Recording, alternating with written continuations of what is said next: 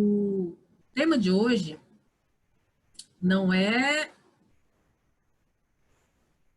a ausência de leitura do brasileiro, é o baixo nível de leitura. E a galera até lê aqui no Brasil, né? O povo até que tá lendo, só que tá lendo mal. E o povo escreve também, porque analfabetismo funcional aqui no Brasil trua.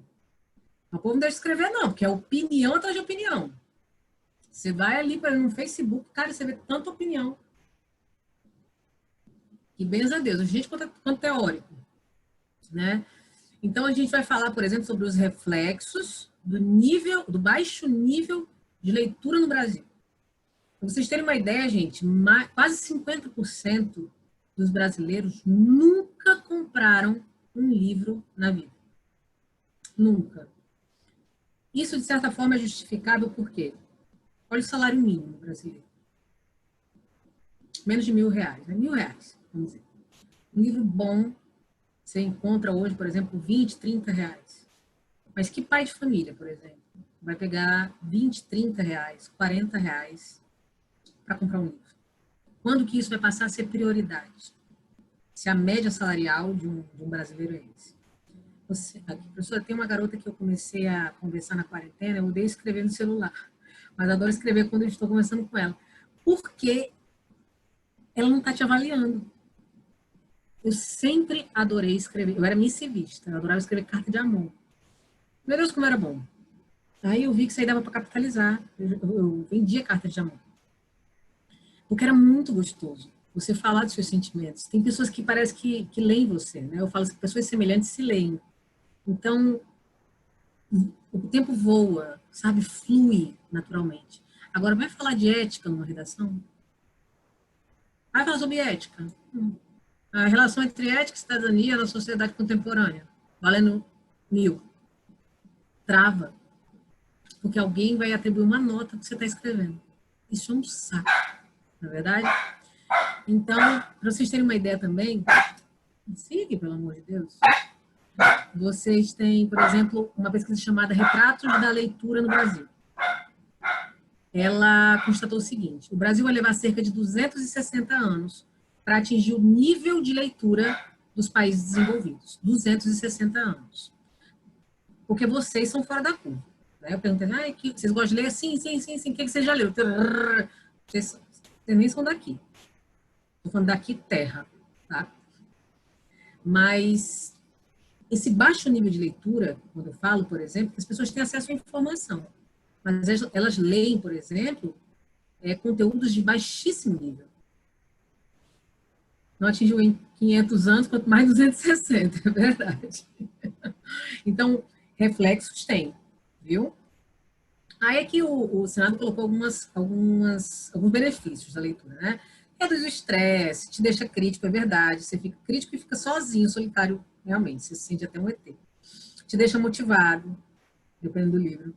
Afia sua memória, melhora sua escrita, promove saúde mental, treina o seu cérebro, isso é verdade, te faz argumentar melhor ou te faz argumentar, né? Reforça sua disciplina e te faz evoluir. Isso é a mais pura verdade.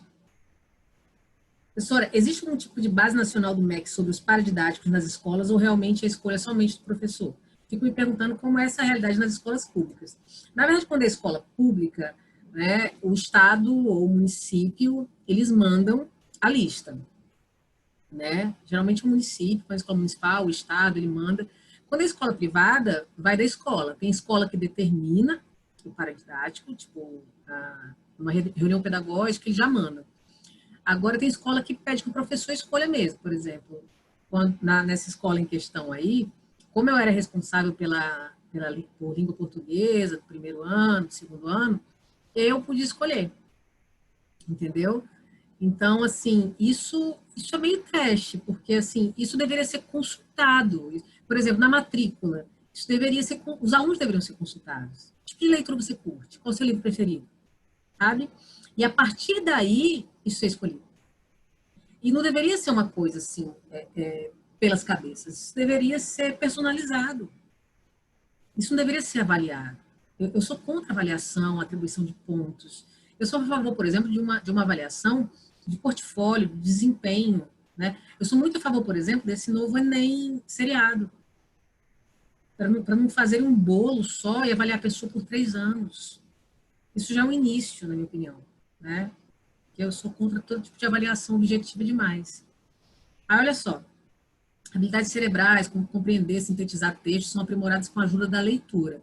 Além de aumentar o conhecimento, transportar os leitores para outras épocas e mundos. Isso é a minha cara também, não sei vocês. Ler um bom livro, um artigo de revista ou até uma matéria interessante na internet pode deixar mais inteligente, com certeza. Aí tem até os Stanford nos Estados Unidos. Quem pratica mais a leitura com o passar do tempo consegue perceber melhorias na capacidade de decifrar, entender, generalizar e sintetizar conteúdos. Habilidades são bastante necessárias para realizar algumas tarefas básicas do dia a dia. É preciso que as crianças vejam os leitores lendo e que sejam motivadas a procurar leituras com respostas às indagações interiores que elas têm. Gente, criança quer saber tudo, tem idade do porquê, porque isso, porque aquilo. E se o pai fala, vai ler, a criança quer ver o pai lendo também.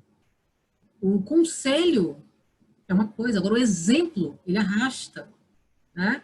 Mulher, por que você não está lendo? Ah, eu amo ler, só o que tenho na vida é livro, roupa e sapato. Ai, adoro. 3 ótimos vícios, né? E aí a pergunta que eu já fiz para vocês, né? Vocês leem? Agora eu quero que vocês vejam, não sei se vocês já viram esse filme chamado O Substituto. Esse filme é sensacional. Vejam só esse trechinho aqui, que eu separei para vocês.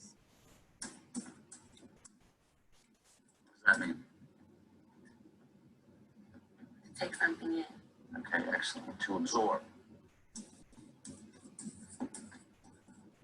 And one. Everywhere, all the time. So what is ubiquitous assimilation? Always absorbing everything everywhere all the time. Well done, George. How are you to imagine anything if the images are always provided for you? Who here read 1984 last year? Good.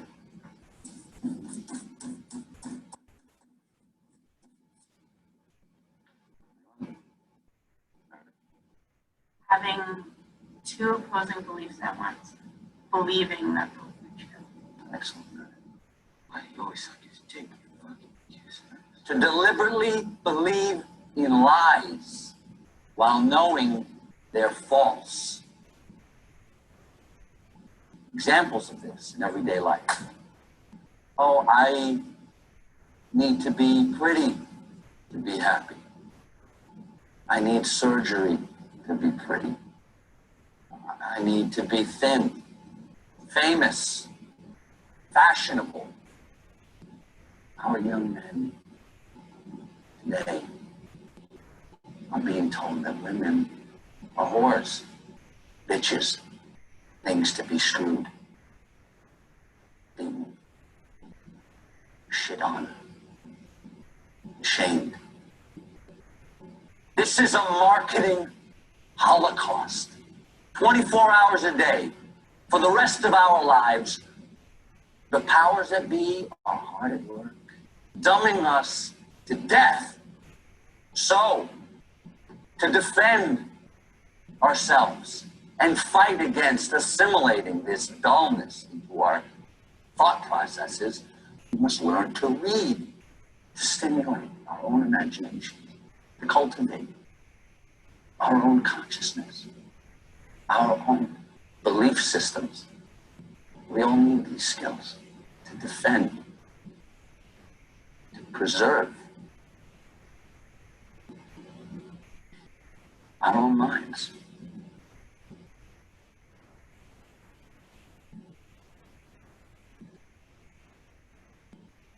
E aí? Quem já assistiu? Substituto. A gente precisa ler para preservar nosso sistema de crença, nossas vontades próprias, para quebrar culturas escravizadoras, paradigmas. Assistam. Esse filme é sensacional. Ele fala justamente sobre a figura necessária, como é fundamental, às vezes, a figura de um professor, de um referencial, muitas vezes, de uma figura paterna, de uma figura materna, para orientar, para estimular o pensamento livre, o pensamento crítico. Que escola não deve nos munir apenas de informação, mas de liberdade mental.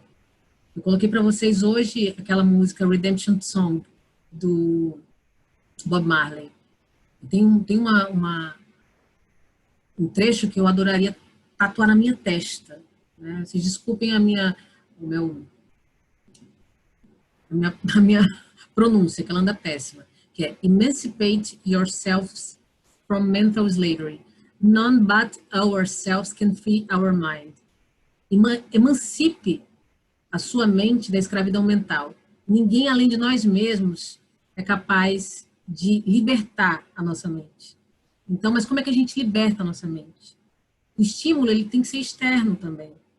A gente precisa tomar uma atitude que vem de dentro. E a gente precisa de ajuda externa. Isso vem por meio de leitura. Isso vem por meio de pessoas. Né? Por exemplo, Pedro gosta de estudar esse lance de mindset, de mentalidade. Então, assim, você precisa se rodear de pessoas que estimulem essa mudança também. Então, é preciso quebrar crenças. O que está acontecendo, por exemplo, hoje em dia no mundo, gente, de alguma forma isso vem a ser necessário. Eu sei que tem muita coisa terrível acontecendo, mas de que outra forma mudanças aconteceriam? Se não dessa forma. A desordem, o caos, muitas vezes, ele vem trazer uma perenidade.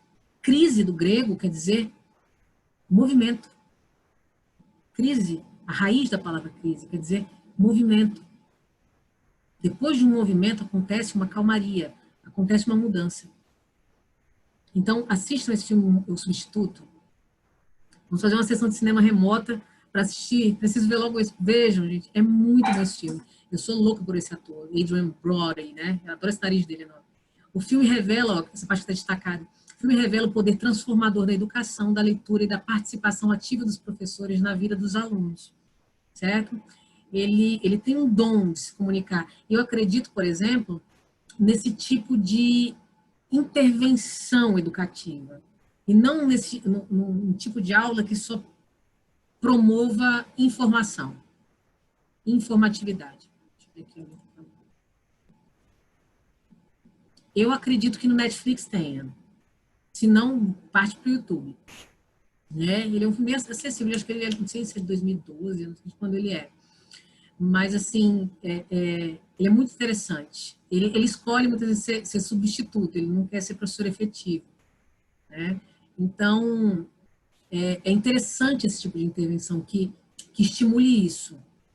E aí, quando você fala sobre esse tipo de intervenção, aí vem um filme-chave, para mim, ele chega até a ser clichê às vezes, que é justamente Sociedade dos Poetas Mortos. É até clichê dizer que esse filme ele me estimulou a ser professora, mas quando eu vi na sessão da tarde o professor John Keating falando para esse menino, assisti esse filme 57 mil vezes, e todas as vezes que eu penso em assistir esse filme, eu choro. Eu choro, porque assim, eu falei assim, eu preciso ser professora. Eu necessito ser professora. E aí, quando eu vejo esse professor falando, assim, quando eu vejo os olhos dos alunos deles, eu me vejo em cada aluno, em cada professor, aí eu falo, eu preciso ser professora. Só que aí eu já sou, mas eu preciso ser de novo. É perfeito, né, Clara? Vou colocar só um trechinho aqui, porque esse trecho, a partir desse trecho, a gente vai ter que fazer uma coisa, viu? Vou mandar para vocês depois. Vamos lá. No matter what anybody tells you, words and ideas can change the world. See that look at Mr. Pitt's eye? Like 19th century literature has nothing to do with going to business school or medical school, right? Maybe. So how could you may agree with them thinking, yes, we should simply study our Mr. Pritchard and learn our rhyme and meter and go quietly about the business of achieving other ambitions. Let's see that for you. Madeleine.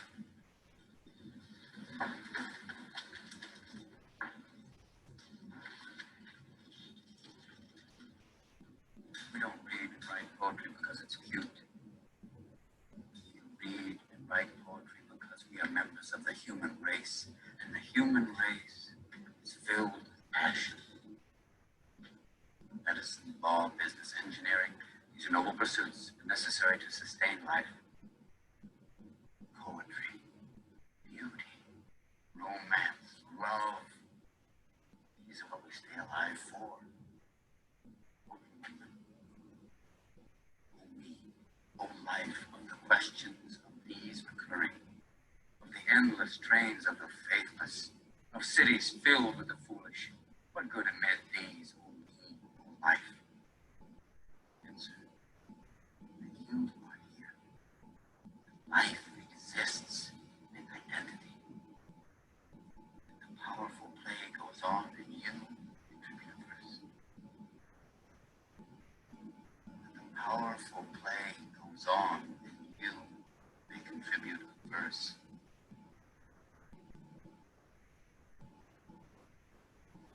Your verse be.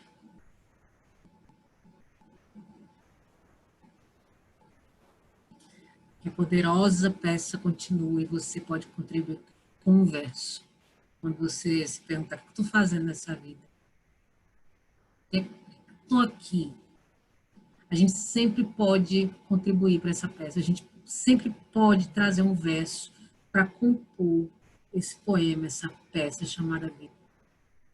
Mas a vida, muitas vezes, faz com que a gente pense que a gente não é autor, que a gente não é autora nessa vida, mas nós somos. A escola, ela faz a gente pensar que não. Você só tem que estar aqui, você está aqui de passagem, porque eu preciso te atribuir uma nota. Só que a educação não pode ser instrumental. Eu vou ter que assistir agora esse filme. Você é a terceira pessoa que me indica esse filme só hoje. Esse filme é perfeito, choro horrores. Eu vi agora no Netflix, tem um filme com o nome de O Substituto, não sei se é o mesmo. Lembro quando a senhora passou esse filme na série, todo mundo chorou. Lembra-me? A gente chora horrores.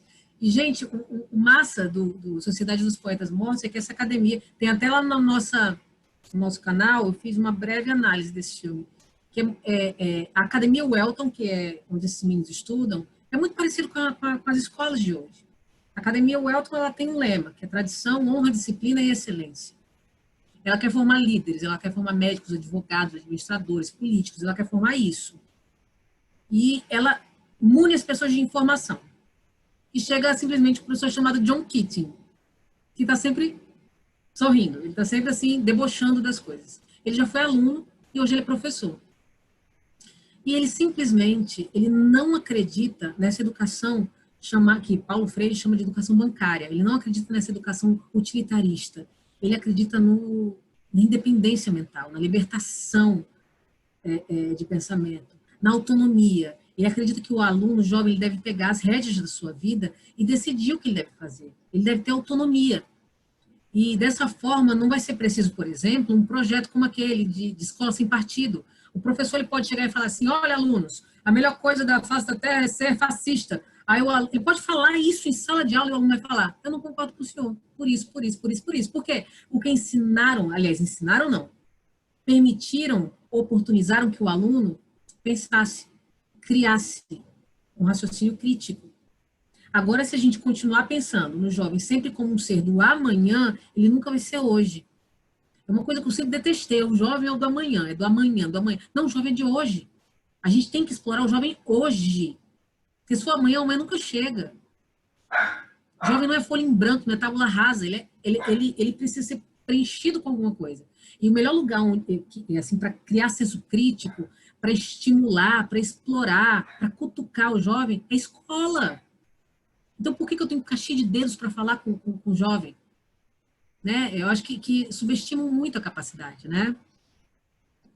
Deixa eu ver o que eu tô falando aqui. Também tem um Gênio Indomável, sensacional. A Netflix tem um substituto, mas a classificação é para 18 anos, então eu acredito que não seja o que você me falou. Deve ser de guerra esse. Sociedade dos Poetas Mortos é um filme também? Tem Netflix, eu acho. Toda vez que eu indico, o Netflix tira. Não sei o que é isso. É fama. Tem, Biel, que massa, gente. Já fica aí para vocês assistirem, viu? É muito sensacional. Agora eu queria que vocês prestassem atenção. Eu acho que Sofia e Micael devem lembrar disso aqui. passar aqui para vocês verem o que é uma professora famosa. Porque quando a gente trabalha lá no Salesiano, né, tem o senhor Dalton, que era o debochado da sala, né? A gente postou no Twitter uma foto da galera subindo nas cadeiras, né? E aí a gente marcou o Gayle Hansen, que é o ator do senhor Dalton. E aí ele respondeu, gente. Olha aí. Amicíssimo. Olha aí, gente, ele.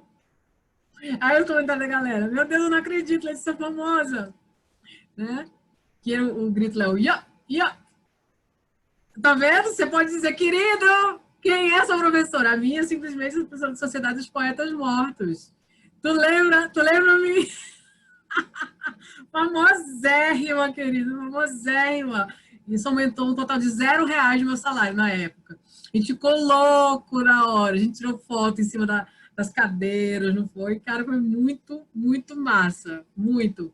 E ele aqui, eu era apaixonada por esse personagem, né? O Sr. Dalton. Depois, assistam, gente. Assistam. Esse aqui me mostra horror. Eu mostrei pra minha mãe. Quem é esse? Esquece, mãe, esquece. Se for Roberto Carlos, ela não sabe quem é.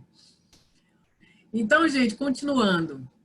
Por que é difícil escrever? Olha aí, Pedro. Por que é difícil escrever? A gente já explicou. Olha aí, escrever bem é passar uma mensagem com eficácia para alguém. Por mais óbvio que isso pareça, não é assim que aprendemos a produzir textos. Nas fórmulas prontas, como introdução, desenvolvimento e conclusão, o que deveria ser um movimento natural acaba se perdendo. A culpa, dizem os especialistas, e vocês, e todo mundo, e a lógica é da escola. A escola não encontrou ainda como a fórmula perfeita, né, de como ensinar a escrever simplesmente porque muitas vezes o professor que ensina não é leitor nem escritor. Eu não estou falando só do professor de matemática, de física, de química, estou falando do professor de português, estou falando do professor de redação. O professor muitas vezes não lê.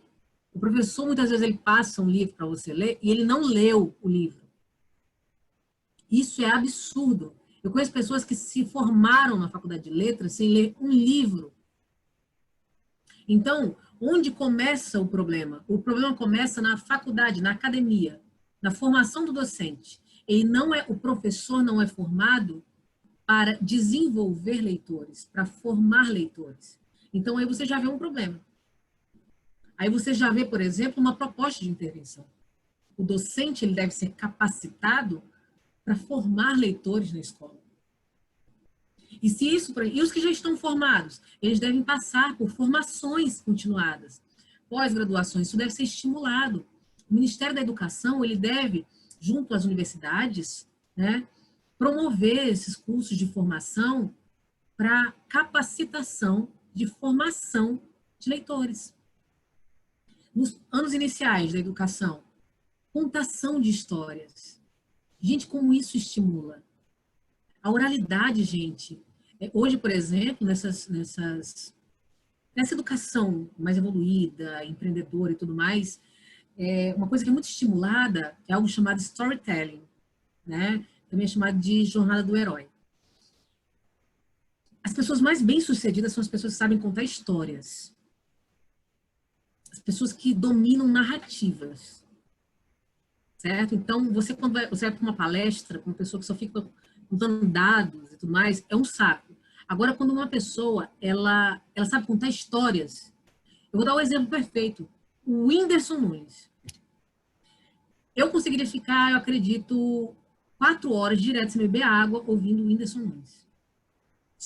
Ele só contando sobre a infância dele, em Bom Jesus no Piauí. Eu conseguiria tranquilamente. Porque ele tem uma capacidade, um domínio narrativo tão grande, você fica.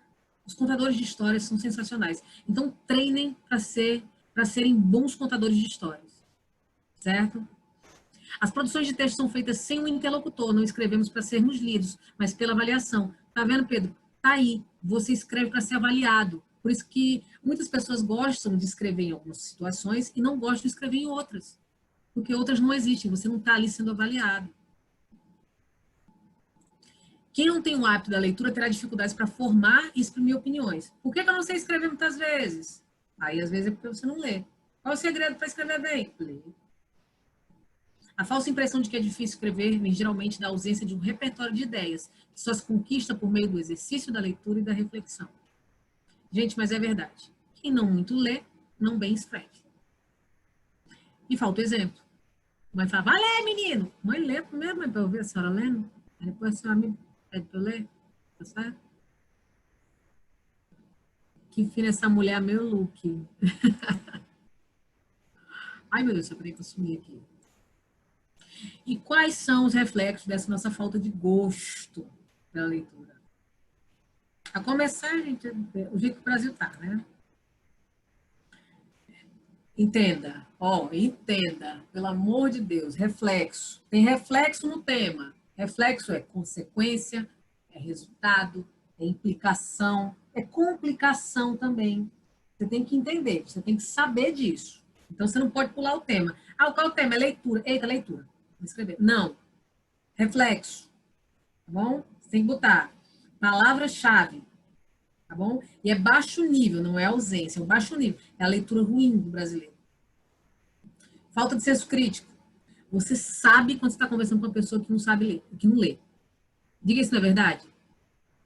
Aquela pessoa linda, você vê, aquela pessoa no Instagram, você fica, caraca, meu. Aquela pessoa curte uma foto sua e você, caramba, meu amigo. Putz, grila, meu amigo. Você fica assim, louco. Putz, curtiu a foto. Aí você encontra a pessoa ao vivo. Aí você tem a pessoa fala a primeira palavra. Você olha no olho da pessoa, quando você olha no olho da pessoa, assim, bate com a tua retina, aí você vê. É a desilusão. Não é nada que eu estava pensando. Quando você vê a pessoa falando a primeira descarga que ela dá.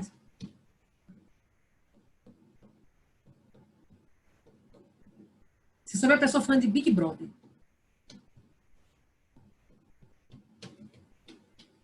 Você é doida para falar, por exemplo, de Ensaio sobre os Segredos da Saramago. Você é doida para falar, por exemplo, do último livro que você leu. Você é doida para falar um comentário assim sobre uma série, e aquele lance aqui, uma distopia que você está lendo assim, Revolução dos Bichos, tal, não sei o que mais lá. A minha está falando sobre Larissa Manoela, a minha está falando sobre, sei lá, sobre Manu Gavassi. Nada contra, mas eu só falo sobre isso.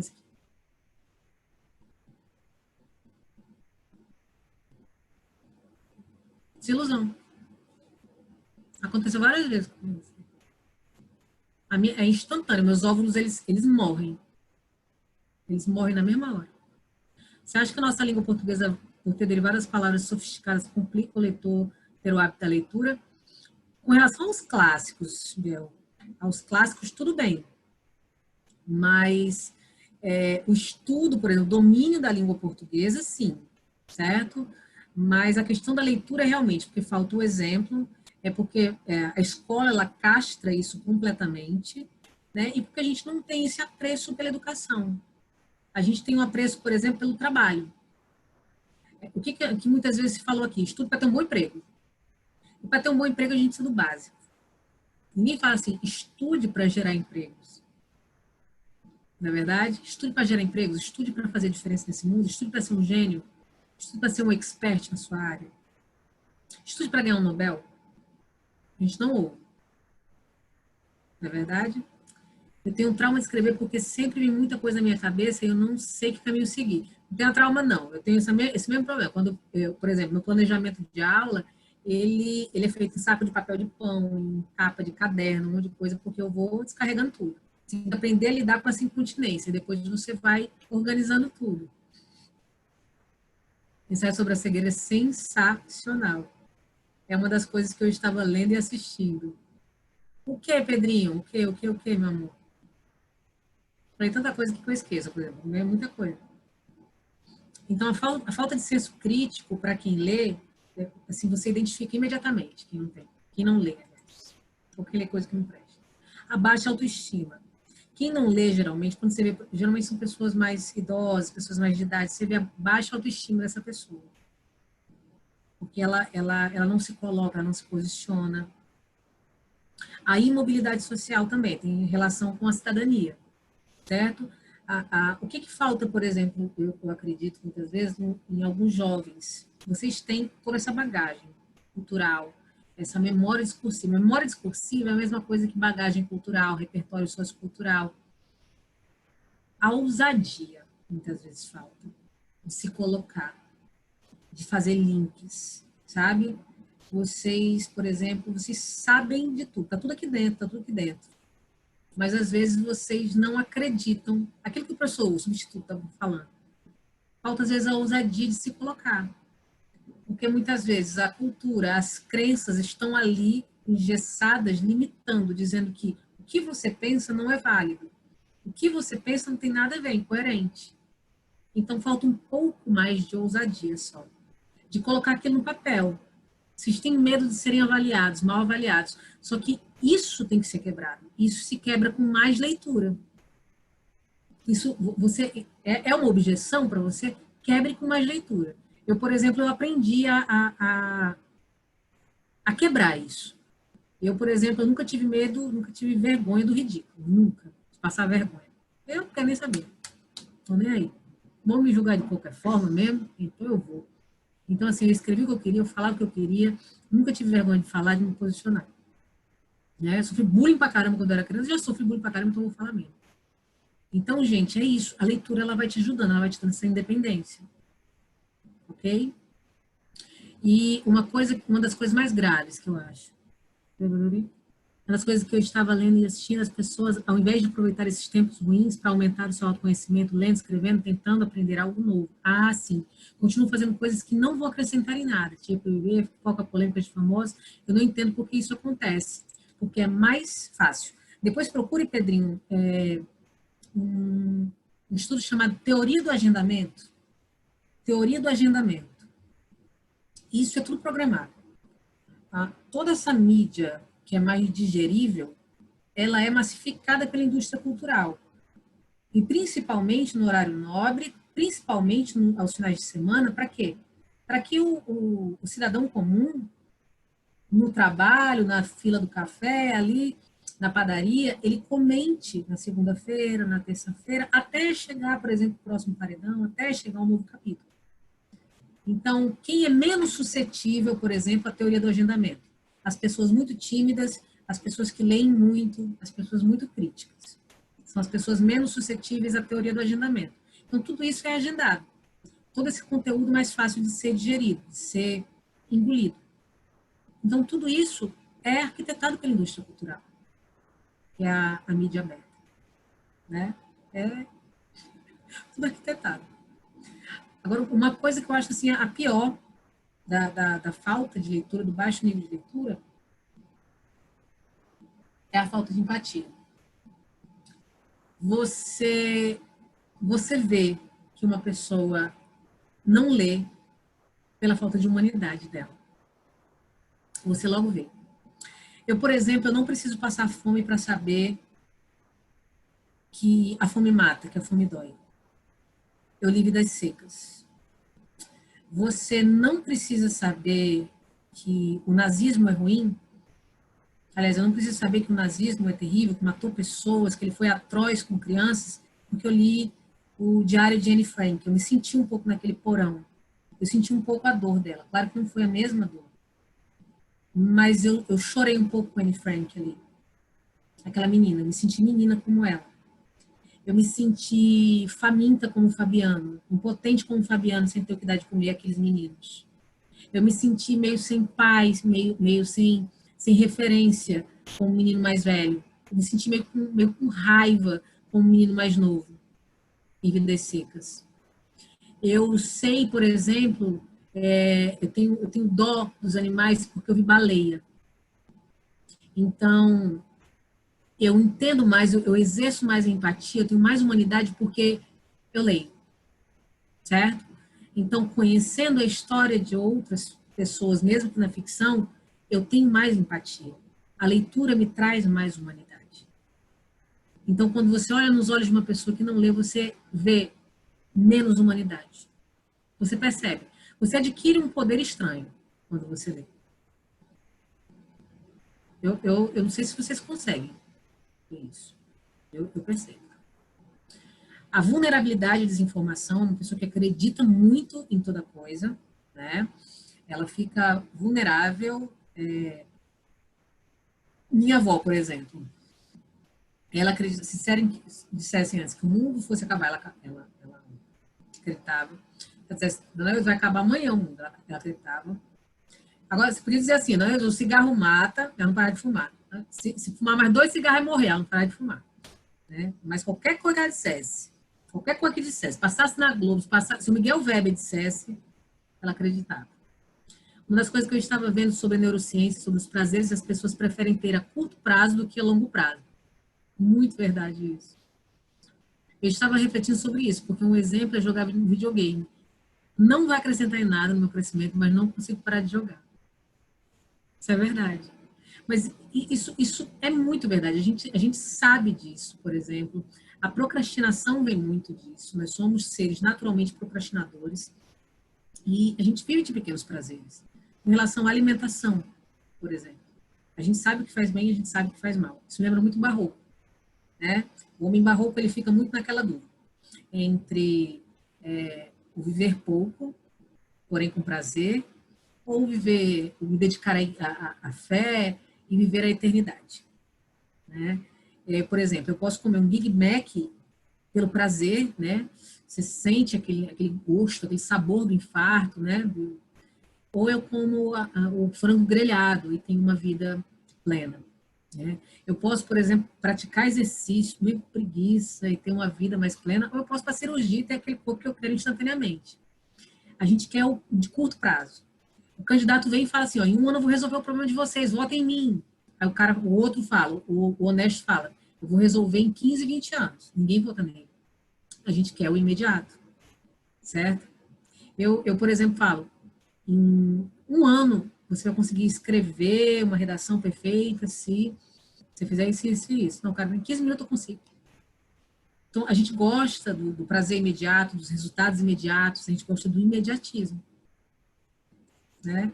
Então, assim, isso é comum, isso é até normal.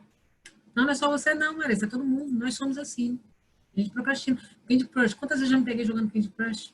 Maratonando série enquanto eu tinha coisa para fazer? Porque estamos juntos nesse clube. População manipulável também. As pessoas são manipuláveis. Principalmente, por exemplo, esse movimento anticientificista que está rolando. Né? Muita gente acreditando. Por exemplo, eu vejo muitas pessoas da minha área, por exemplo, de linguagem, dando opiniões sobre ciência. Teve um que você fala assim, meu irmão, cala a boca. Se perguntar sobre introdução e elemento coesivo, tu fala. Agora, se for sobre cloroquina, cala a boca, meu irmão. Para de falar besteira, meu irmão. Né?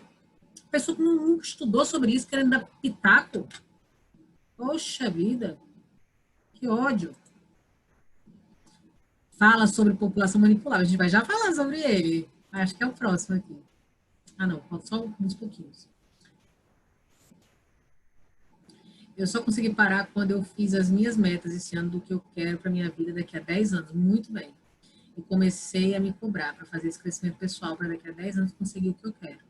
Faça mini metas para atingir objetivos. Certo, Pedrinho? Porque senão você vai... Se você fizer... porque tem as metas para chegar a objetivos. Senão a gente pode se frustrar no meio tempo. Por exemplo, eu quero perder 20 quilos. Você fala assim, não, no primeiro mês eu quero perder 2, no segundo eu quero mais 2. Para a gente poder ir atingindo, né? Tem semanais, então ótimo. Melhor que eu. 3 entre cada 10 brasileiros têm limitação para ler, interpretar texto, identificar ironias. Isso aqui, eu sofro muito com isso aqui. Eu sou irônica demais, então eu me sinto só. Eu me sinto só, às vezes eu choro. Fazer operações matemáticas, isso aqui eu sofro com isso.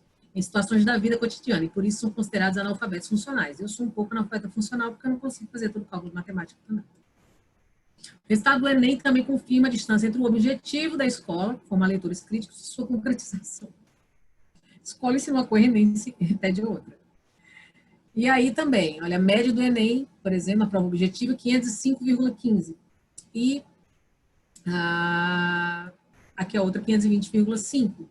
As médias alcançadas evidenciam baixo nível de compreensão de leitura dos estudantes, que pelo nível em que se encontram, deveriam ter pleno domínio desse processo. Final do ensino médio.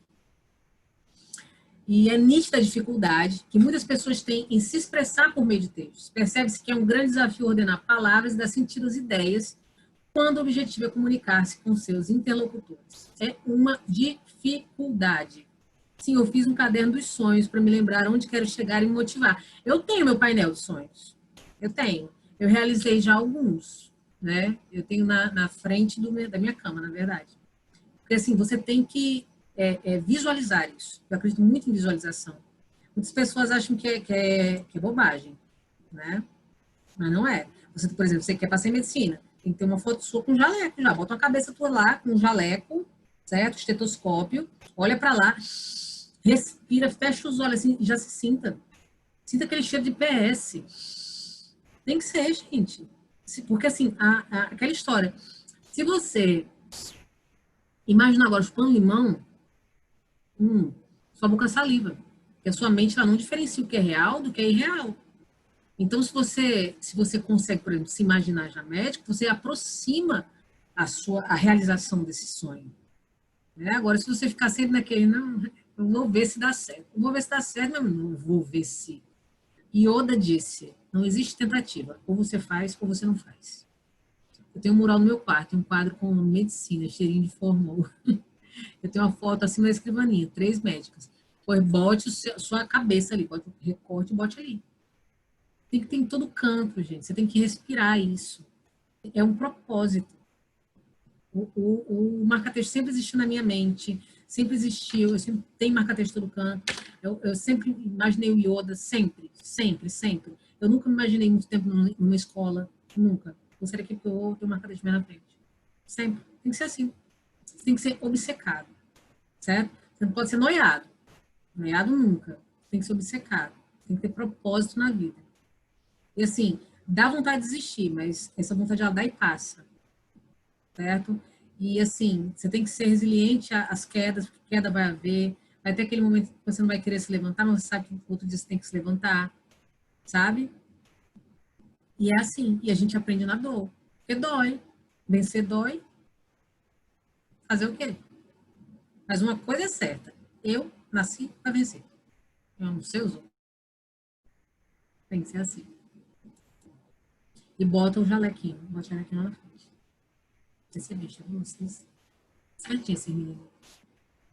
É o que acontece com a maioria dos brasileiros. Não somos nós. Somos um país pobre, de baixa escolaridade. A gente saiu da TV aberta, mas houve um deslocamento para as redes sociais sem nenhuma capacidade de discernimento. Numa sociedade democrática com baixa escolaridade, a manipulação da informação é mais fácil de acontecer. As pessoas acreditam em tudo. A gente tem que... Isso é terrível, isso que eu vou dizer. Mas tem que aproveitar isso. Que a maioria da população é manipulável e a gente não é. A gente faz parte de um percentual populacional que é esclarecido. E a gente tem que usar isso a nosso favor. Então a gente se beneficia e depois ajuda o pessoal que não é. Tá certo? Mas primeiro a gente tem que oxigenar. Depois oxigena os outros. Ok? Olha aí. Agora eu quero usar a parte aí do 1984. Quem não leu... Não tem spoiler, mas quem já leu sabe que existe lá uma língua que é estabelecida pelo governo, que em longo prazo eles queriam estabelecer como uma única língua, é chamada de nova língua, né? Que ela era caracterizada pelo resumo vocabular. Então, assim, era... Vamos ler aqui. Nova língua é um idioma oficial na Megabloco da Oceania de 1984, que é o livro do George Orwell, certo? Na Oceania, Américas, Inglaterra, Sul da África e Austrália, os cidadãos falavam inglês, mas todos os documentos eram escritos em nova língua, Newspeak.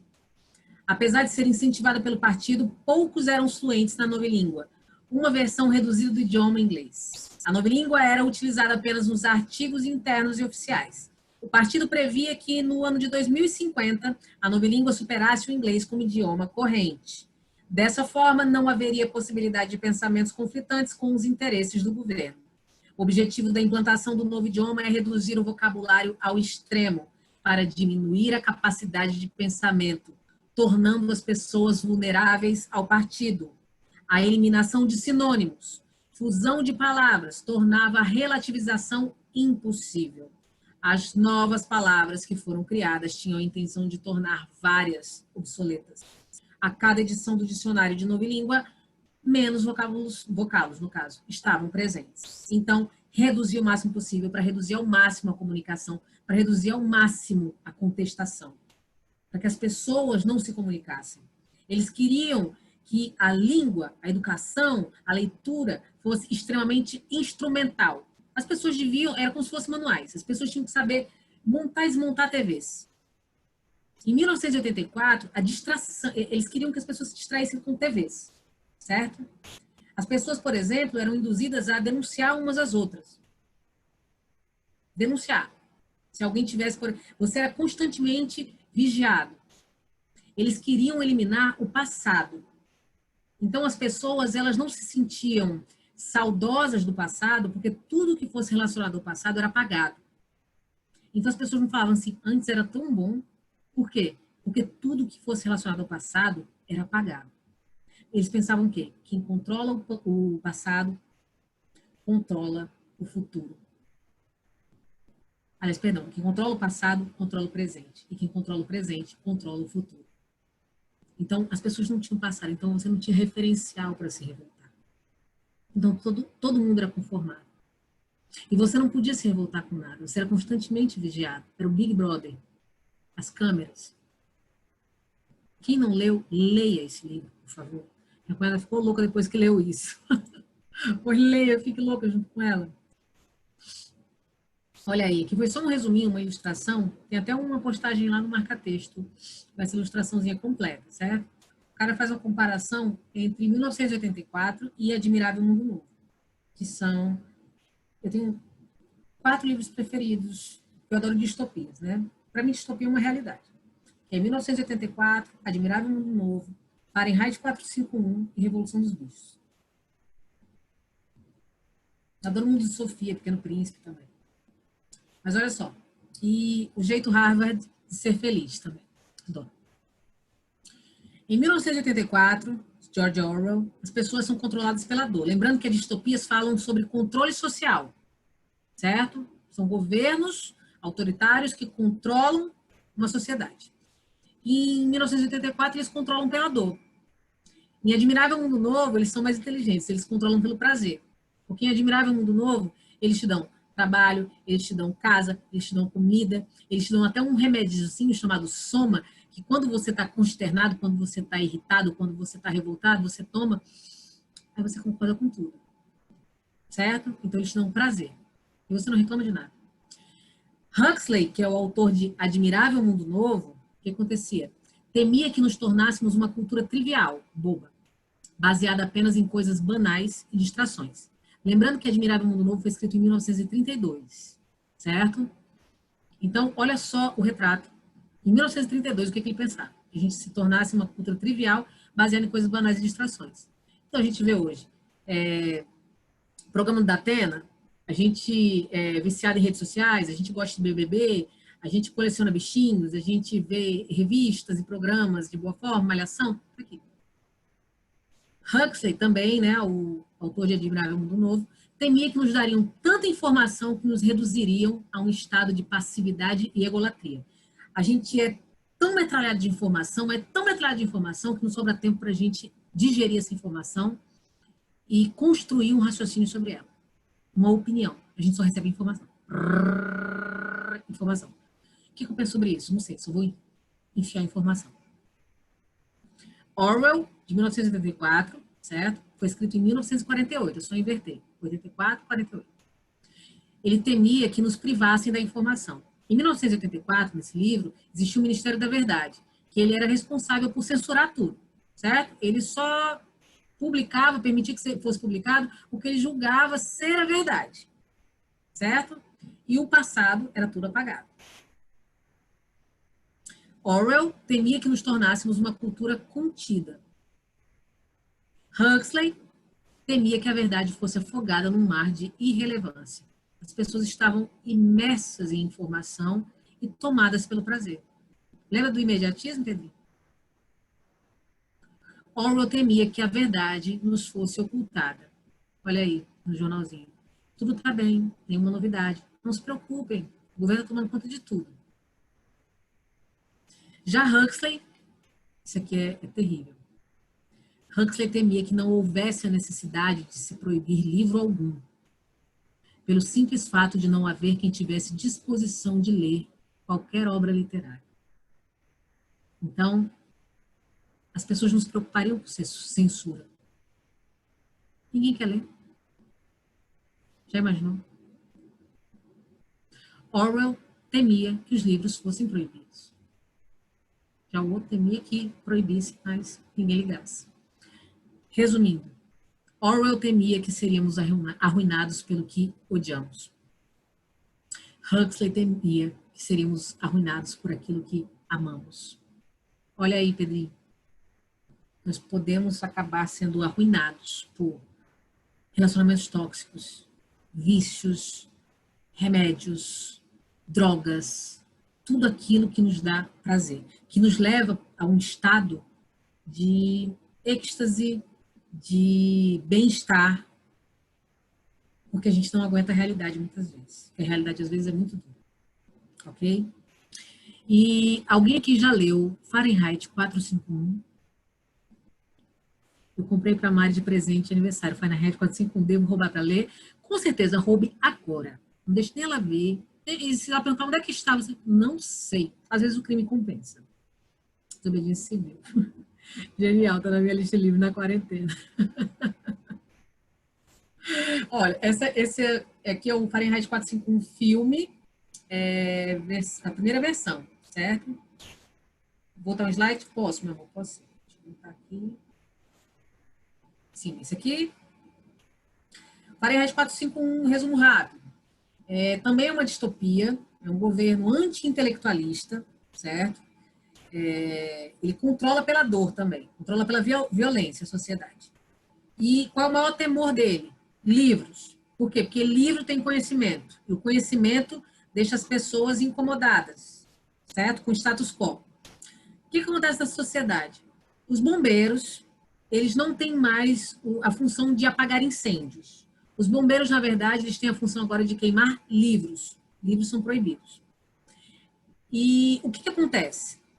Como eles têm que queimar livros, muitas pessoas se revoltam com isso e algumas pessoas não querem que isso aconteça.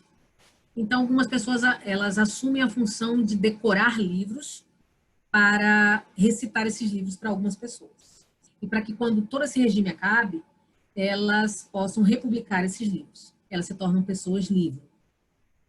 Então, eu deixo de me chamar, por exemplo, Letícia, eu passo a me chamar República de Platão. Eu me torno uma pessoa livre. E eu trouxe aqui um trechinho. Existe uma versão de 2018 desse filme também. Olha só, um bombeiro conversando com uma professora. Tell me, that number you will wear, what's it mean? Oh, Fahrenheit 451. 5451 rather than 813. Fahrenheit 451 is the temperature at which book paper catches fire and starts to burn. I'd like to ask you something else, only I don't really dare. Go ahead. Is it true that a long time ago, firemen used to put out fires and not burn books? Really, your uncle is right. You are lighted ahead. Put fires out for all you're dead. Oh, I don't know, someone, but is it true? Did they? Oh, what a strange idea. Houses have always been fireproof. Ours isn't. Well, then, it should be condemned one of these days. It has to be destroyed, and you will have to move to a house that is fireproof. Too bad. Tell me, why do you burn books? Huh? Well, it's a job like any other. Good work, with lots of variety. Monday we burn Miller, Tuesday Tolstoy, Wednesday Walt Whitman, Friday Faulkner, and Saturday and Sunday Schopenhauer and Sartre. We burn them to ashes and then burn the ashes. That's our official motto. You don't like books, then? You like the rain? Yes, I adore it. Books are just so much rubbish. They have no interest. And why do some people still read them, although it's so dangerous? Precisely because it is forbidden. Why is it? Because it makes people unhappy. Do you really believe that? Oh, yes. Books disturb people to make them antisocial. Do you think Opa, I'm antisocial? Why do you ask? Well, I'm a teacher.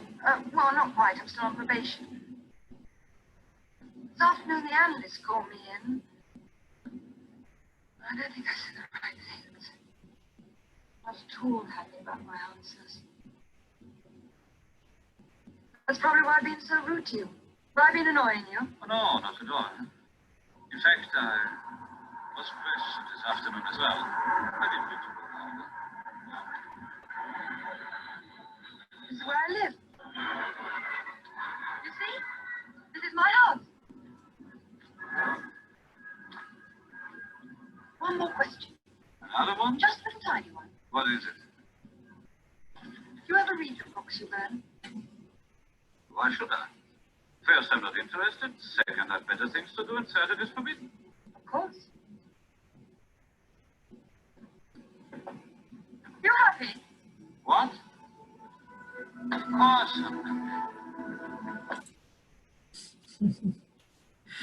Vocês viram como as pessoas que não leem, não contestam, não são curiosas, aceitam tudo, acatam tudo, né? E vocês veem que eles são organizadinhos, eles queimam Sartre num dia, Tolstói em outro dia, Schopenhauer em outro dia, né?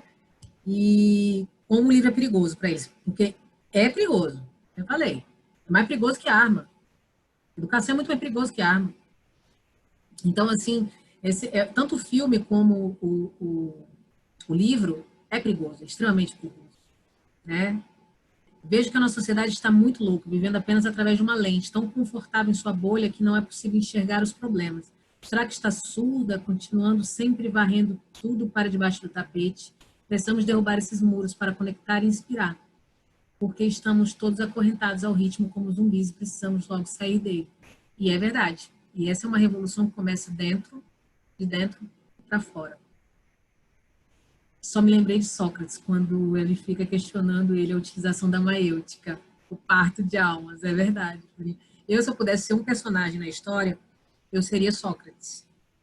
Para mim, ele é o mais... Eu só tomaria mais banho que ele. Eu só tomaria um pouquinho mais de banho, me vestiria um pouquinho melhor. Mas eu seria Sócrates. Porque o que ele era capaz de fazer, ele pegava um discurso pequeno, uma pessoa que se achava no nada, e ele pegava esse pequenininho e construía uma coisa linda. Assim, ele falava, olha como você é foda. E aí ele pegava aquela pessoa que se achava o máximo e fazia assim, ó. Olha como você é nada. Ele fazia isso. Olha que nobreza de alma que esse cara era, né? E se eu pudesse ser um animal, eu seria uma vaca na Índia. Né? Eu faria xixi, todo mundo, ó, faz mais. Me lembrei do mito da caverna de Platão, sensacional também, né? Falta curiosidade das pessoas. As pessoas estão habituadas a se conformar com as sombras e nunca com a realidade do que realmente aquilo vem a ser. Então, assim, olha como esse bombeiro ele é o retrato das pessoas que são conformadas, que não são curiosas. A gente precisa de curiosidade para mudar o mundo, né? Aí você vê aqui no próximo, gente, esse aqui é o bombeiro próximo. Aqui no próximo, gente, tem as pessoas livres. Passa só uma partezinha. Because she thought the son had got no business to be there. O cara está recitando o livro. After the day was done. It's very rude of him, she said. Are you interested in Plato's Republic? Well, I am Plato's Republic. I'll recite myself for you whenever you like. Thank you very much. Now here's Wuthering Heights by Emily Bronte. And here's The Corsair by Byron. She used to be married to a chief of police. Now that skinny fellow is Alice in Wonderland by Lewis Carroll. There's Alice through the looking glass today. She should be somewhere about. Now there's The Pilgrim's Progress by John Bunyan. He ate his book so they couldn't burn it.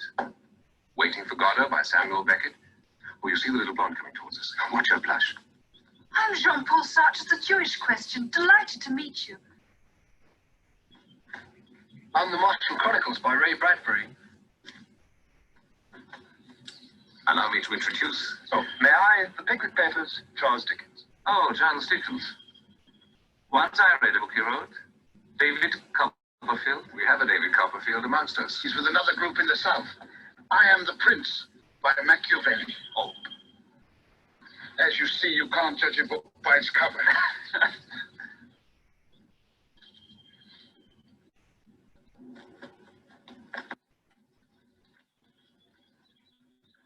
I am Jane Austen's Pride and Prejudice. I am Jane Austen's Pride and Prejudice. Both of you the same book? My brother is Volume 1. My brother is Volume 2. It's a great pleasure to meet you. We call the first one Pride, the other one's Prejudice. I don't think they like it much.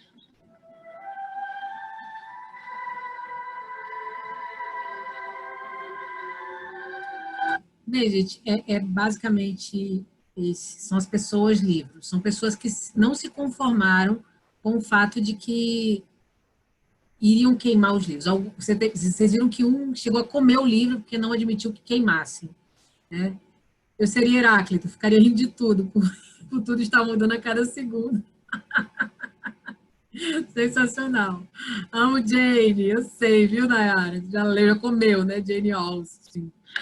E aqui é a versão, né, da HBO do Fahrenheit 451. Como ele falou, é a temperatura de combustão do papel.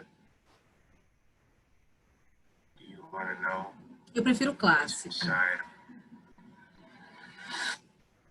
Insanity. Chaos. By the time you guys grow up, there won't be one book left.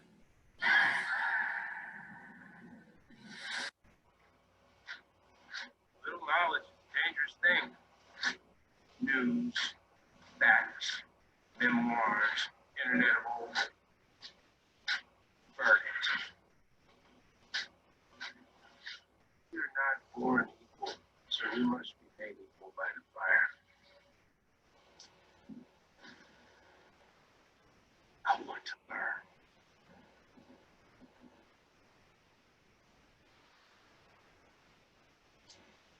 E é interessante como todo regime totalitarista, a primeira atitude dele, basicamente, é eliminar produção literária.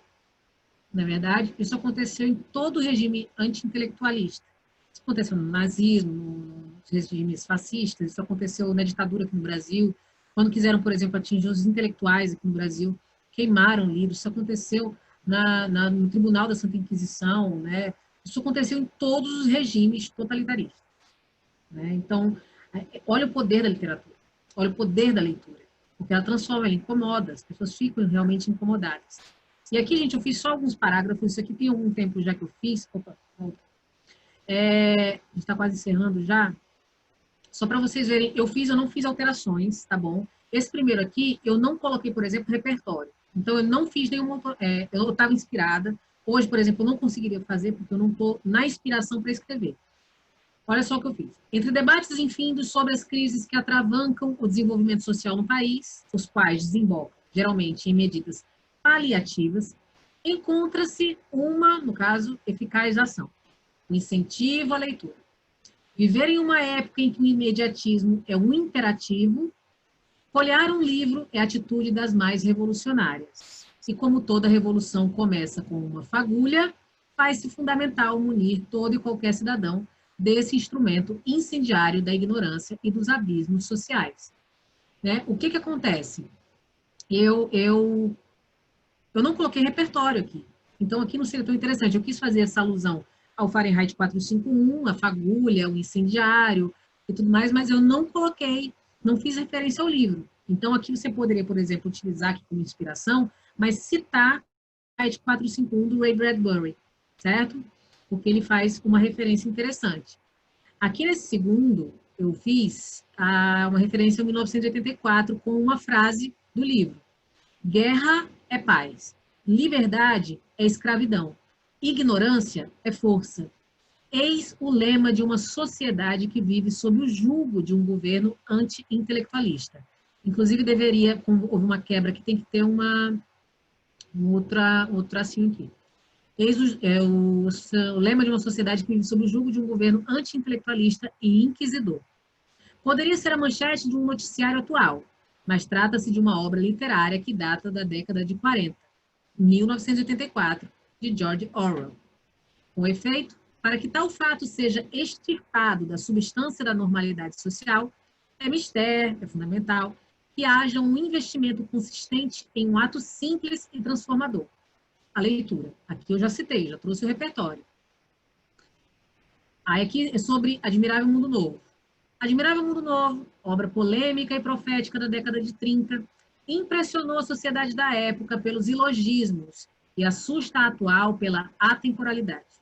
Seu autor, Aldous Huxley, trouxe um quadro preciso e futuro, quadro não menos fatídico que o da conjuntura atual. Hoje, assim como na ficção, vive-se a somatização, ou seja, a materialização da cultura de desvalorização do conhecimento, representada principalmente pela falta de incentivo à leitura, fato que desemboca em crises sistêmicas nas mais diversas esferas sociais. São fundamentais, portanto, debates e ações que mantenham a distopia no campo ficcional. Vou ser bem sincera, eu não gostei desse último período. E eu acho que foi... Não, esse aqui não foi o que eu mais gostei, não. O mundo contemporâneo, apesar de ser palco de reconhecimento da diversidade humana, ainda é lar de pessoas adeptas de culturas arcaicas e avessas ao diverso, que eu acho a cara da atualidade, as quais são incapazes de lidar com a complexidade das combinações e contradições que caracterizam o homem. Trata-se, portanto, de uma crise de alteridade, que deve ser combatida por todas as esferas sociais. Sensibilidade exige educação, e enquanto não houver um olhar preciso voltado a essa lacuna, o hiato social prevalecerá. Com efeito, um pequeno passo para o homem, como o ato de ler, pode representar um grande avanço para a humanidade. Aqui faltou também um repertório, na minha opinião. E a minha preferida é essa aqui. Aqui. O ato de ler é demasiado importante para ampliar o campo imaginativo, para confrontar julgamentos morais, para estimular a vivência de todas as dúvidas que habitam os autores e as personagens. Serve ainda para despertar qualidades humanas inimagináveis, tais como a alteridade, capacidade de colocar-se no lugar do outro. Surgirão, portanto, novos questionamentos quixotescos, novas respostas machadianas, novas possibilidades árcades. Desse modo, a evolução social será catapultada ao futuro próspero, uma vez que a leitura é o complemento siamês da vivência prática. Então, aqui o que eu quis dizer, que a leitura, o hábito de ler, ele é simplesmente humanizador, e ele possibilita ampliar o campo imaginativo das pessoas. Então, quando eu falo em questionamentos quixotescos, é aquele que amplia a sua imaginação, que te coloca num limiar ali com a loucura, mas uma boa loucura. Respostas machadianas. Machado de Assis, ele é reticente, ele é misterioso. Possibilidades árcades, lindas, né? Plenas, que possibilitam aquela felicidade, aquela perenidade de viver. E a leitura, ela é o complemento gêmeo, siamês da vivência prática. Você não pode conquistar isso, a prática, sem essa teoria, que te dá essa dignidade que é a leitura. Vejo que na nossa sociedade está muito louca, eu vendo apenas através de um... Ah, mas que já foi... Desculpa, eu mandei novamente sem querer. Não, mas sou perfeccionista mesmo, sou. Porque aqui, mas eu coloco, sabe por quê? Para vocês verem que todo mundo é passivo de falha. Todo mundo é passivo de falha, né? E aqui eu coloquei isso aqui porque não existe leitura obrigatória. Você não deve se sentir obrigado a ler alguma coisa. Por exemplo, se você não quer escrever uma redação, até porque a gente tem mais tempo, eu digo para você, se você não quer escrever, não escreva. Agora, você deve pensar, é como o Pedro estava falando, os dois Pedros, nós temos dois agora, né? Como o Paulinho também estava falando, pense no propósito. Muitas vezes é nossa mente sabotando a gente, sabe? Então, assim, se você não quer escrever ela inteira, começa a fazer trechos. Isso que eu fiz foram vários parágrafos. Eu, quando estou travado, eu escrevo vários parágrafos. Então, assim, começa a fazer coisas, começa a despertar. Você tem que começar, você tem que iniciar. Então, assim, eu me permito, às vezes, por exemplo, às vezes eu entro numa bolha, eu não quero falar com ninguém, eu só quero absorver coisas. Então, eu começo a ler, eu começo a assistir algumas coisas, ouvir algumas músicas, e aí eu começo a despertar e escrever algumas coisas. Eu sempre gostei de poesia. E tem mais ou menos 2 anos que eu não escrevo nada. Então, eu estou me possibilitando rascunhar alguns versos, sabe? Para ver se eu desentupo. Então, é isso. Você tem que se permitir algumas coisas, às vezes. Então, faça algumas coisas. Permita-se.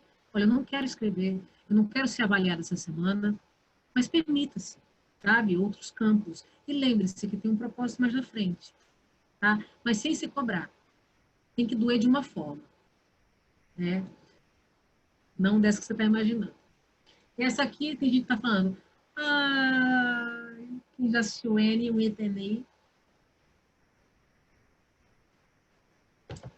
A coisa mais linda que eu vi nessa série, a melhor série, é a sua cara, Lari. É a sua cara essa série mesmo. Eu imagino você assistindo assim, ó.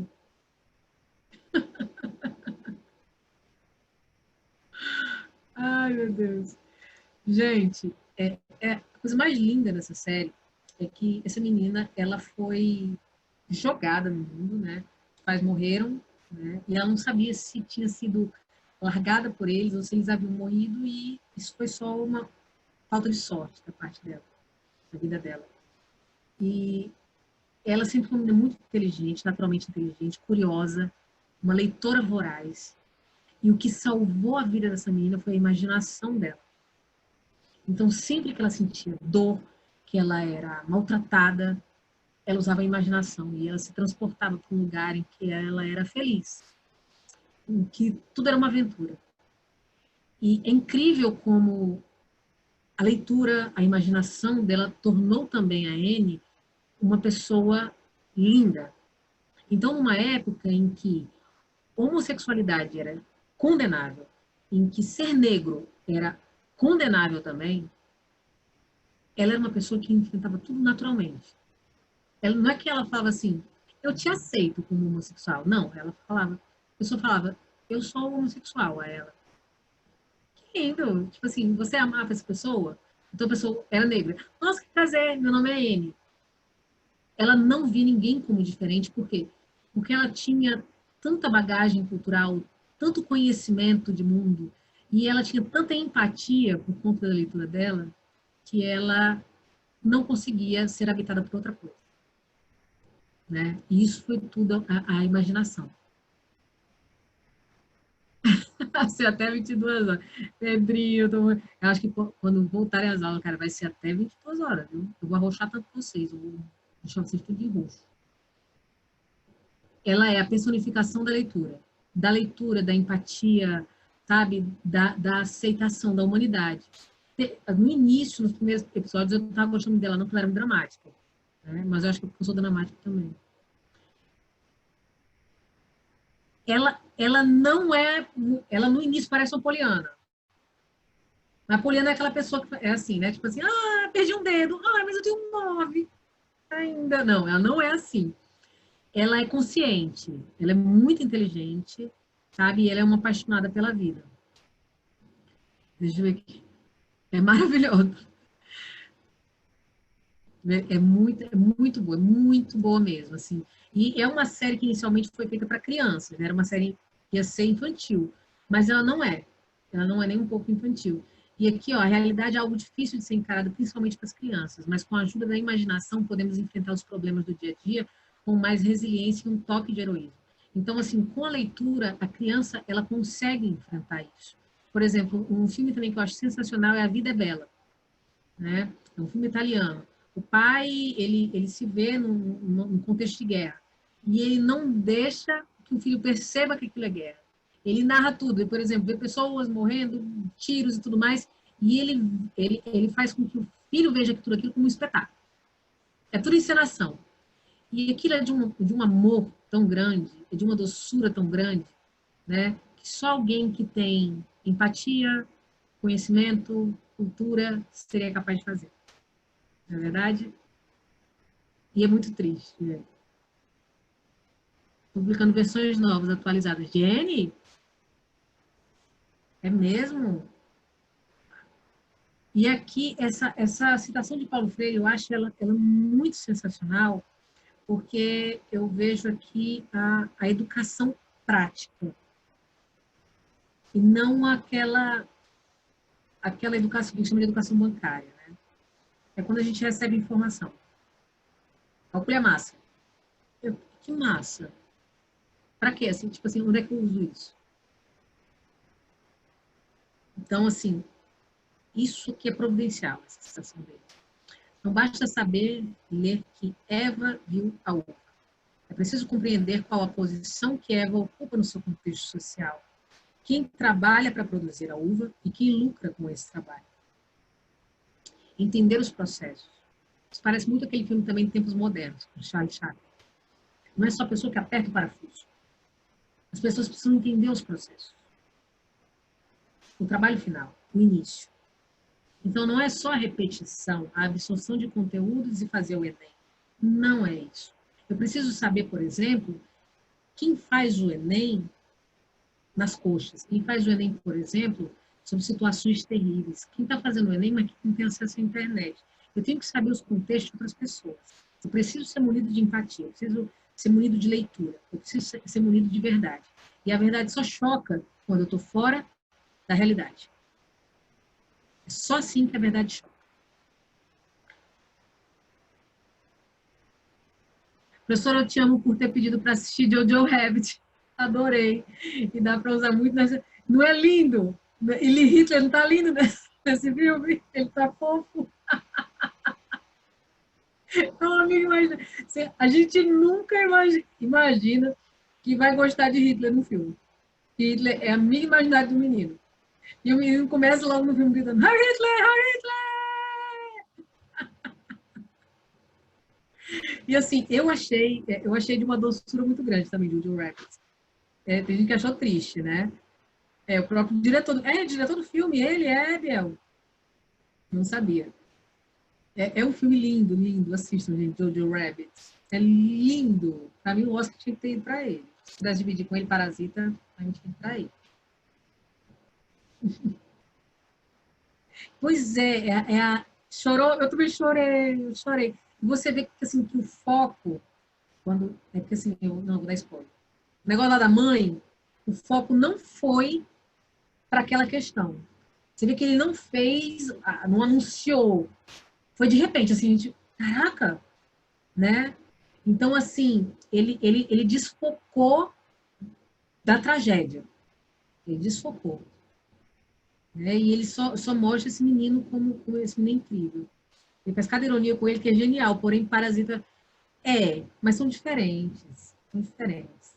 Eu acho lindo. A gente vai marcar aqui um encontro aqui pra gente assistir. Eu queria que aqueles casais que vivem à distância, a gente assistir um filme juntos. Então, 1, 2, 3, play! Gente, olha só. Propostas de intervenção para esse livro. Portugal já faz essa primeira. A gente chama português de burro, né? Olha o que Portugal faz desde a década de 90. Aulas de letramento em mídias digitais de educação básica. Isso é sensacional. Mas eu não coloquei aqui o que eu acho mais importante, que é a questão da capacitação de educadores para formação de leitores, desde a educação básica.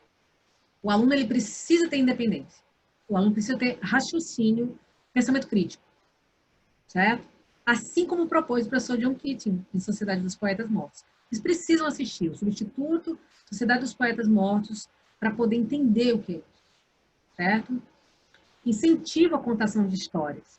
Tá bom? Na escola, em casa. O Ministério da Educação ele tem o Tico, né? Que é aquele bonecão que vai para as escolas para contar história. É interessante isso também. Seria interessante, por exemplo, clube de livro, uma parceria com a família e a escola, para fazer clube de livro, projeto de leitura. É interessante mover a família. O fim da leitura utilitarista, que é aquela leitura que tem uma utilidade instrumental para avaliação, certo? Com objetivos avaliativos. Não, é a leitura prazerosa, não a leitura obrigatória. Se a leitura é obrigatória, deixa de ser leitura. Tá? A gente fala assim, é a maior lei da face da Terra, a leitura. E permitir que o jovem escolha o seu livro, tá bom? Então, assim, deixa o menino escolher. Na hora da escolha dos paradidáticos, na hora da matrícula, por exemplo, tem uma ficha lá, bota nome, CPF, que livro que você curte, que tipo de leitura você gosta. Ele escolhe. Deixa o professor se virar. Se o professor sabe lidar com 30 alunos numa sala, ele sabe lidar com 30 livros. Sabe? Como que eu sei? E essa aí para encerrar com um Ariano Suassuna. Quem gosta de ler, não morre só. Você não morre só. Você está acompanhado de Brás Cubas, você está acompanhado de Capitu, você está acompanhado de Pentinho, você está acompanhado de Escobar, você está acompanhado de Sofia, você está acompanhado do Pequeno Príncipe, você está acompanhado de todo mundo. Você nunca morre só. E esse é um dos maiores. Esse aqui é um patrimônio, gente. Esse cara aqui, ele é sensacional. Se você puder assistir algumas palestras dele no YouTube, assista. Assista. Eu fingi ser funcionária da COSERN uma vez para poder assistir uma palestra dele. Mentira, eu era para poder assistir uma palestra dele. E eu tive a oportunidade de vê-lo antes de morrer. Cada mentira. Às vezes o que me compensa, como eu falei. Não é verdade? Deixa eu ver quem está falando aqui. Ler um livro muito lindo que eu li é Mulheres que Revolucionaram o Brasil. É ilustrado também. Ele vai mostrar personagens femininos que marcaram a história do Brasil. Que massa, não vi. Ele é novo, ele é recente. Extraordinárias. Mulheres que Revolucionaram o Brasil. Massa. Prof, o que a senhora acha do programa Escola Sem Partido? Não curto, Pedro, não curto. Sabe o que eu curtiria? Revolução no currículo escolar. Revolução. Tirar essa pegada mecânica e deixar o aluno desde cedo ter um raciocínio próprio, estimular o raciocínio, estimular a discussão, o debate. Tá? E com o tempo a gente eliminar processos seletivos, a gente eliminar, por exemplo, avaliações objetivas, para que a pessoa pense. E com o tempo, se o professor ele vier com um discurso ridículo, boboca, por exemplo, até eu chegar falando besteira na sala de aula, o aluno me desconstruir. Entendeu? Então, assim, se tem ideologia, assim, acho que a escola é o lugar de fazer, de construir e de desconstruir. Então, o Escola Sem Partido é uma maneira de você podar, de você castrar o pensamento. Então, quem vai determinar o que deve e o que não deve ser dito? Pela Escola Sem Partido, você diz, por exemplo, só posso ensinar português, embora eu faça só de oração. Vamos lá, sintaxe, morfossintaxe, morfologia, tal. Aí eu não vou estimular nada. Aí eu vou continuar no utilitarismo. Aí eu nunca vou conseguir despertar em você, por exemplo, um prazer pela leitura. Eu nunca vou conseguir falar assim, ó, Pedrinho, assista Jojo Rabbit, você vai ver, por exemplo, um menino que ele está tentando entrar para a juventude hitlerista e tal, e tal, e tal, e olha só a ironia que está presente nisso aqui, e olha só como isso parece muito com esse lance aqui na juventude brasileira atual, eu nunca vou poder fazer isso. Eu vou ter que me limitar ao currículo escolar, né? Deixa eu ver aqui. Isso é aula, não, tá sentindo... É de 2017, se eu não me engano. Ah, eu quero ver esse livro. Concordo demais. Eu tenho história de Naná para garotas rebeldes. História de Naná para garotas rebeldes, nunca vi. Incentivar o aluno a melhorar naquilo que é bom, exatamente. Na mesma pegada, entendi. Pronto, é só por isso, mas, por exemplo, o aluno mesmo ele tem que contestar o professor. Porque muitas vezes o aluno ele se sente intimidado por alguns professores que falam. Tem professor que fala excremento pra caramba, né? Então, assim, o aluno ele tem que estar munido de informação, de argumentação para desconstruir também o professor. Não tem esse lance de que o professor ele é só um canal entre o aluno e o conhecimento, o professor não é o dono do conhecimento. Então, eu não sou favorável a nada, como eu não acho que vocês são folhas em branco, como a gente não tem mais a hegemonia da informação, então todo esse tipo de coisa é bobagem, porque o aluno vai para o YouTube, tem a Deep Web, tem o Google, tem tudo, ele vai ver tudo isso. Mas o professor ele não pode falar tal coisa. Você acha que, por exemplo, os professores que a gente tem nas escolas hoje, eles vão influenciar alguma coisa? Não vão. Aí o menino vai entrar no terça livre, aí o menino vai entrar num canal de extrema esquerda, aí influencia. Acho que tem que desconstruir essa ideia de que o professor autoridade. Autoridade porcaria nenhuma, ele não consegue convencer o menino a ficar acordado na sala de aula. A gente vai convencer o menino a ser de esquerda ou ser de direita? Não convence nada. A gente não convence o menino, por exemplo, a fazer 30 linhas? A gente vai convencer o menino a ser gay ou hétero? Ai, nada. Eles superestimam demais a gente. Eles acham que a gente é poderoso demais. Eu bem queria ter esse poder de doutrinação, que eles falam que a gente tem. Não tem, não. O primeiro poder que eu queria ter é esse de fazer o povo ficar em silêncio. Silêncio! É porqueira nenhuma. sou favorável, não. De jeito nenhum. Porque eu quero que vocês também sejam nojentinhos também, na vida. É que vocês deem trabalho.